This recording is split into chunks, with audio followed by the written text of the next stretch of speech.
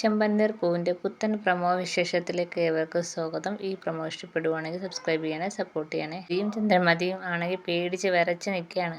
ഇപ്പം കൂടി പോകുമെന്നും പറഞ്ഞുകൊണ്ട് പേടിച്ച് നിൽക്കുകയാണ്. സുധി ചന്ദ്രമതിയടുത്ത് പറയാണ്, നാളെ നേരം വിളക്കുമ്പോഴത്തേക്ക് എൻ്റെ മുഖം കൂടിപ്പോവും അമ്മേ, അതോടെ എൻ്റെ സൗന്ദര്യം എല്ലാം പോവും. അപ്പം ചന്ദ്രമതി ചോദിക്കുന്നത്, പിന്നെ എൻ്റെ മുഖം കൂടുമ്പോൾ സൗന്ദര്യം വെക്കുകയാണോടാ ചെയ്യുന്നത് എന്ന് പറയാണ്. നാളെ നേരം വിളക്കുമ്പോഴത്തേക്ക് എൻ്റെ മുഖത്തിൻ്റെ കാര്യത്തിൽ തീരുമാനമാവുമെന്ന് പറയുകയാണ്. രണ്ടുപേരും കൂടെ പേടിച്ച് വിറച്ചിരിക്കുകയാണ്. പിന്നെ കാണിക്കുന്നത് സച്ചിയാണ്. സച്ചി പറയാണ്, നാരങ്ങ പണിയടങ്ങിയെന്നാണ് തോന്നുന്നത്. അമ്മയും അതേപോലെ സുധിയും കാണുന്നില്ല, രണ്ടുപേരെയും എങ്ങാണ്ട് പോയിരിക്കുകയെന്ന് രേവതി എടുത്ത് പറയുകയാണ്. വല്ല മന്ത്രവാദിയെങ്ങാനും കാണാനായിരിക്കും പരിഹാരക്രിയ ചെയ്യാനേ.